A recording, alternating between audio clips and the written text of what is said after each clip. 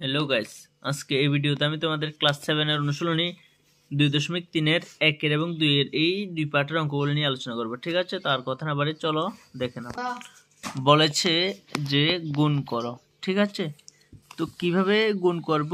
এখানে তো দশমিক রয়েছে, দশমিকের গুণের নিয়ম। ঠিক আছে, 0.2 গুণ 6 না, তো লিখবা তোমরা সাইডে গুণটা করবা, সাইডে উত্তরটা লিখবে এখানে। ঠিক আছে, তো গুণটা সাইডে করবা। এখানে ধরো আমি এখানে দেখাচ্ছি তোমাদের 0.2, তারপরে 6 না, দশমিক তোমরা ধরে নাও নাই, দশমিক নেই ধরে নিয়ে অঙ্ক করবা। বড় এটা বড় না, মানে বড় অঙ্কের, তো এই জন্য একটু পরে লিখবা, এই একটু এক অঙ্কের যেটা নিচে লিখবা। ঠিক আছে, সাজাবা, গুণ দিবা, এমন দাগ দিবা। 6 দুগুণে কত? 6 দুগুণে 12, 2 লিখবা, হাতে কত? 1। 6 দিয়ে এটা গুণ করেছো, তারপর 6 দিয়ে এটাকে গুণ করবে। 6 দুগুণে 12, 2 হাতে 1। 6 এর শূন্য কত? কোনো সংখ্যার সাথে শূন্য গুণ করলে শূন্য হয়ে যায়, যে কোনো সংখ্যার সাথে শূন্য গুণ করলে শূন্য হয়ে যায়।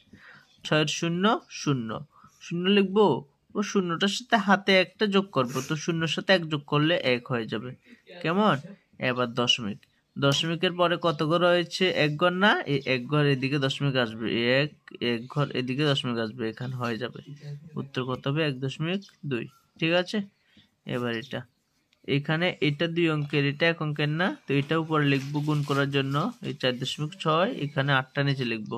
ঠিক আছে, তো তারপরে 6 আটা কত? 6 আটা 48-এর 8, হাতে কত? 4। 4 আটা কত? 32, 32 হলে 33, 34, 35, 36। ঠিক আছে, এই 36। দশমিক 1 ঘর না, এই 1 ঘর বাম দিকে দশমিক আসবে, এখানে দশমিক আসবে। ঠিক আছে, এদিক থেকে বসালে হবে না, এদিক থেকে আসতে হবে দশমিক 1 ঘর, তাহলে 36.8 না, এই 36.8। ঠিক আছে, এবার এটা দেখবো আমরা। তো এটা 3 অঙ্কের, এটা উপরে লিখবো 2.71 ও নিচে লিখবো 5, গুণ করব। 5 একে কত? 5, হাতে তো নেই। এবার 5 সাতা কত? 35-এর 5, হাতে কত? 3। 5 সাতা 35, 3-এর 5 35 না, তো 5 লিখেছি, হাতে 3। 5 দুগুণে 10, 10-এর 3-এ 13। দশমিক 1 ঘর 2 ঘর না, এখান থেকে বসাবো 1 ঘর 2 ঘর, এখানে এখান থেকে গণবো, এখান থেকে গণবো, 1 ঘর 2 ঘর এখানে না, 1 ঘর 2 ঘর এখানে। ঠিক আছে, তাহলে 13.55। ক্লিয়ার? তারপর এটা 20.1 না, এখানে লেখো 20.1 আর 4। 4 একে কত? 4। 4 একে 4, হাতে তো নেই। 4 এর শূন্য শূন্য, কোন সংখ্যার সাথে শূন্য। 4 দুগুণে 8, দশমিক এই 1 ঘর না, এই 1 ঘর বসাবো এখানে। ঠিক আছে, 80.4। ঠিক আছে, এবার এটা, তো এটা উপরে লিখবো 0.05, এখানে 7 লিখবো। 5 সাতা 35-এর 5, হাতে 3।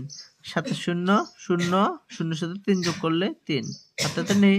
7 শূন্য শূন্য, দশমিক 1 ঘর 2 ঘর 2 ঘর না, এই 1 ঘর 2 ঘর এখানে বসবে। ঠিক আছে, 0.35। এটা উপরেরটা লিখবো 211.02, এখানে 4। 4 দুগুণে কত? 8, হাতে নেই। 4 শূন্য শূন্য, 4 একে 4, 4 একে 4, 4 দুগুণে 8। দশমিক 1 ঘর 2 ঘর না, 1 ঘর 2 ঘর এখানে বসবে। ঠিক আছে, 844.08। ঠিক আছে, তারপরে এটা উপরে লিখবো 0.86, নিচে 2। 6 দুগুণে 12, 2 হাতে 1। 8 দুগুণে 16, 16 একে 17, হাতে 1। 2 0 0 1। আবার দেখো 6 দুগুণে 12, 2 হাতে 1। 12 2 হাতে 1 কেন? 12 মানে কত? 1 2 না, তো 2 লিখেছি, হাতে তো 1 থাকবে। 6 দুগুণে 12, হাতে 1। 8 দুগুণে 16, 17 হাতে 1। 2 0 0 1, কেমন? 1.72, দশমিক 1 2 ঘর না, 1 2 এখানে বসবো, 1.72। একটি আয়তক্ষেত্রের দৈর্ঘ্য তো সেমি এবং প্রস্থ 3 সেমি। ঠিক আছে, আয়তক্ষেত্রের ক্ষেত্রফল, তো লিখবো যে আয়তক্ষেত্রের, প্রশ্ন অঙ্ক এমন একটু মিলে লিখবা, আয়তক্ষেত্রের এদিকে তো দৈর্ঘ্য কত 5.7 সেমি, প্রস্থ 3 সেমি। সুতরাং আয়তক্ষেত্রের ক্ষেত্রফল সূত্র হলো দৈর্ঘ্য ইন্টু প্রস্থ বর্গ। ক্ষেত্রফল সবসময় বর্গ একক হবে। কেমন? দৈর্ঘ্য কত 5.7 ইন্টু প্রস্থ 3 বর্গ একক মানে সেমি। এটা গুণ করব, তো এখানে গুণ করে দাও 5.7 আর 3 7 21 1 হাতে 2 3 5 15 15 2 15 16 17 দশমিক 1 ঘর না 1 ঘর এখানে বসবো 17.1 এত বর্গ সেমি। ঠিক আছে, আজকের জন্য এতটুকু। ঠিক আছে, টাটা।